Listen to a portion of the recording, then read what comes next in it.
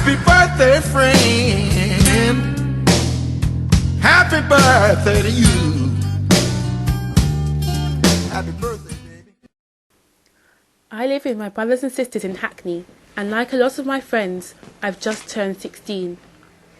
Soon after, I found out that if I want to continue looking after my little brother and his friends in the playground, or volunteer at my local youth group, for example, I will have to be vetted.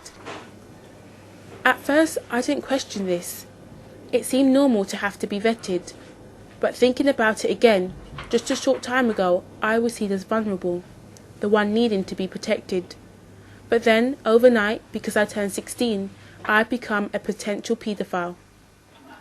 I think my generation are used to the cloud of suspicion hanging over us, of thinking that's how it's got to be these days. This doesn't seem right, and the more I read about it, the more this new Safeguarding and Vulnerable Groups Act concerned me. I wanted to talk to Josie Appleton, who runs a campaign against vetting, and she agreed to be interviewed for this report. So Josie, can you tell me why you started up this campaign? Well, there was this law going through the Houses of Parliament which meant that any adult who worked or volunteered with children, so they helped out at the local football club or the local nursery, would have to be on this database and be vetted. We thought that there wasn't any discussion about this, and this was a really outrageous law that would have a really worrying effect on the way people lived in streets and towns, and really affect people's ability to volunteer and do things which are very normal and very good. And as soon as we started it, we had quite a big reaction from people who have already experienced some of the worrying kind of effects of vetting. So some people say that the Soham investigation was one of the main reasons why these vetting laws started to come out. No, exactly. I mean, it was, the whole law was based on this one case, and yet the irony is that this policy would not have caught in Huntley. So you have a system that's going to affect 11 million people, which supposedly would have stopped one man, and yet it wouldn't even have stopped him. Now, I remember my parents always telling me not to speak to strangers or be careful who I talk to on the street. And I've always viewed this as a kind of way of them protecting me. But what is the difference between that and vetting laws? I think that what has also changed now is that it's not just strangers that are seen as risky, but also people you know. You know, I know that person, I've known them for 10 years, my son plays at their house, I trust them. And what the CRB says is essentially that you should question that judgment you've made and say that unless you have your piece of paper, then you know then you're risking until proven otherwise.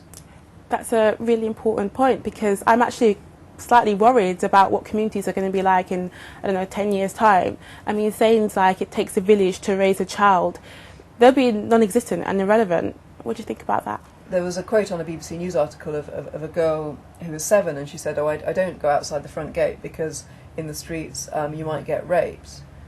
If every person who approaches you think they're out to get me, then streets can't work, organisations can't work, children can't be brought up.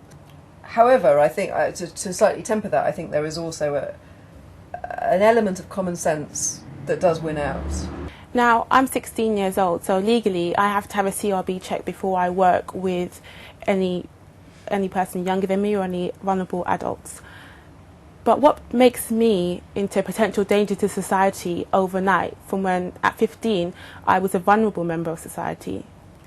That's essentially what the vetting law does, is turns people into either risks to other people or into vulnerable citizens needing to be protected. So it's a way of justifying a level of monitoring which otherwise would be unjustifiable. Vetting at 16 is a very, very dangerous symbol. It's before you've voted, before you've driven a car, before you can drink, you get vetted. And it's the first act of adulthood. So I think it's a very sick symbol. I totally agree with that. One of the things that actually I started to think about is my lack of concern about the CRB checks. I mean, before I didn't really think about it. It was something that was quite normal and something that had to take place before someone could work with me. Do you think that's slightly worrying, that we're relying on CRB check to trust people? Yeah, no, definitely. I think that it's become a normal thing very quickly. 4 or 5 years ago, very few people had CRB checks. And if you raise questions about it, people say, well, what's the problem? I've been CRB checked. I'm CRB checked every month. I'm CRB checked before breakfast. It's not a problem. People have stopped seeing state intervention and state monitoring of their lives as a problem. And people say, well, what's the problem? If you've got nothing to hide, you've got nothing to fear. You know, if you don't want a CRB check, then you must be a paedophile. So we've lost a kind of the instinct of free citizens, which is to say, whenever the state asks me a question, or stops me, or searches me, or monitors me, it has to have a good reason.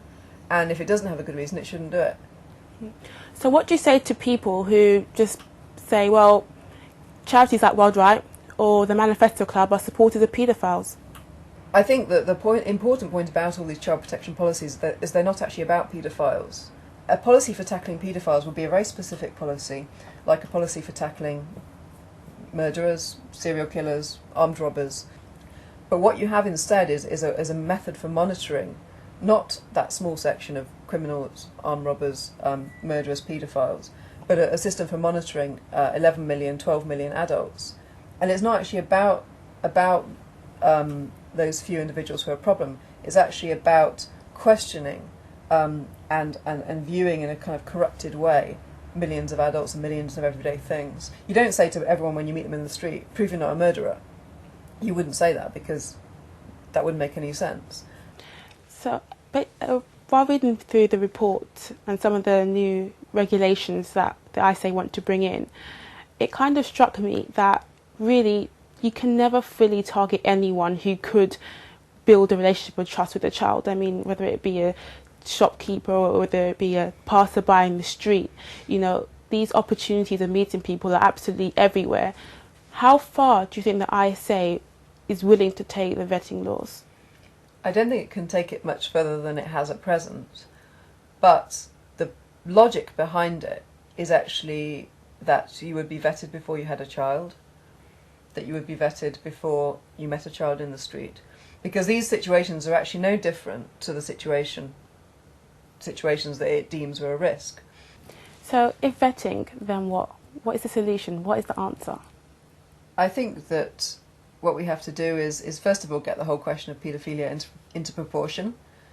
I think secondly we also have to take a lot more collective responsibility for looking out for children and relying more on our own judgments about people.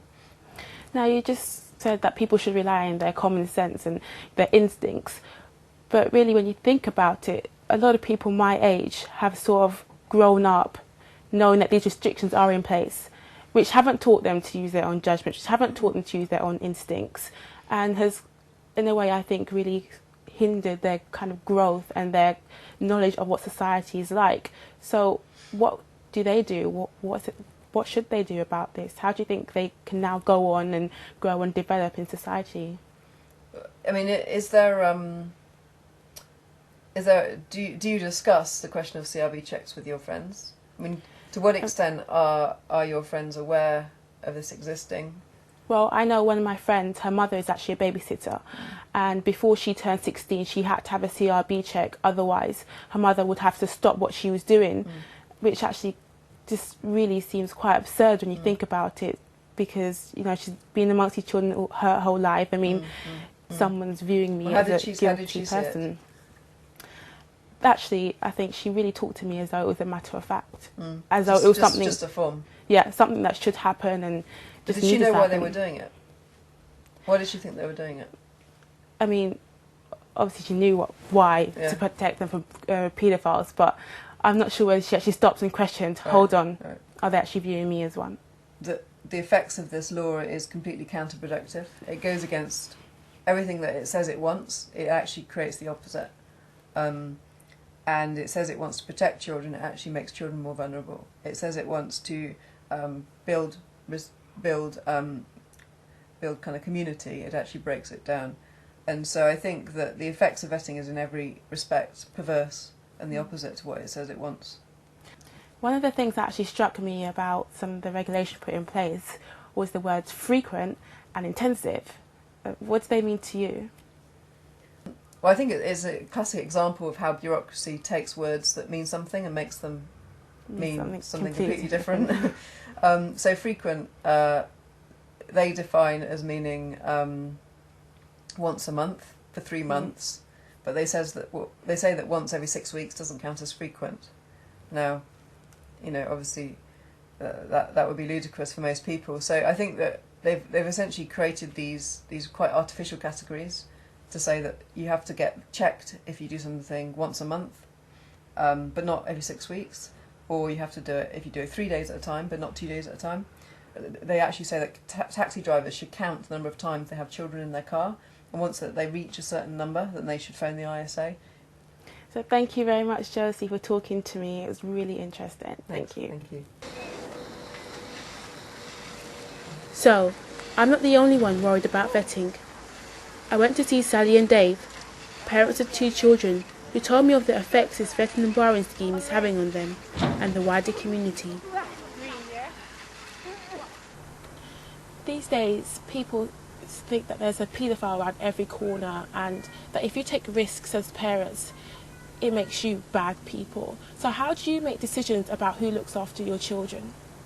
Really, we make judgments based on the relationship we're in with people and the relationship our children are in with people.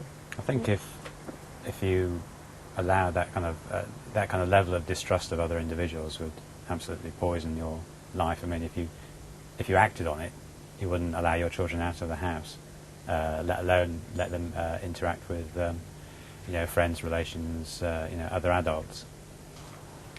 So Dave, as a father and as a man, have you ever come across a situation where you felt a bit uneasy about other men interacting with your children? I mean, how would you feel if you was in the park and you saw a man playing with your kids? I think it probably would make me feel uneasy now because it's so unusual. The reason for that is that the laws such as the vetting and barring scheme have helped to create a climate of distrust, which means that men now think twice before engaging in any kind of spontaneous interaction with children in a way which would have seemed perfectly normal not that many years ago. I mean, I've found myself in situations where a child's been lost in a supermarket.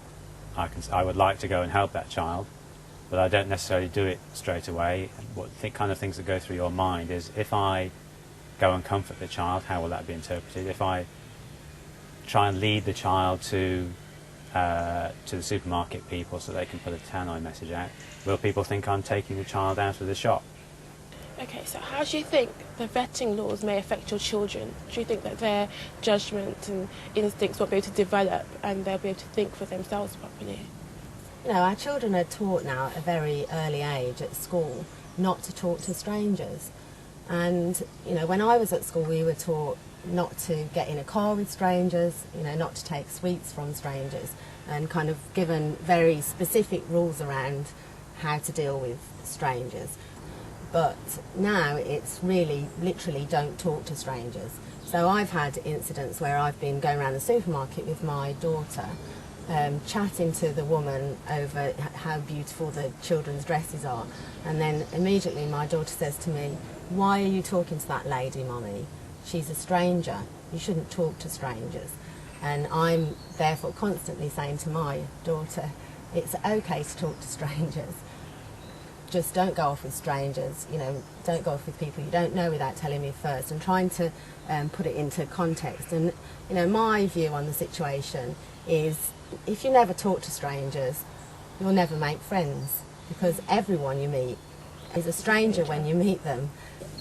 What I'd like them to do is effectively to look upon adults as a source of support and help if they are in trouble or if they're lost. The general panic around the danger posed to children by strangers obviously is likely to deter them from seeking that help. I think it's a terribly damaging consequence of this. So vetting has made us distrust other people, and in a way it's kind of going against the principles it's supposed to bring about.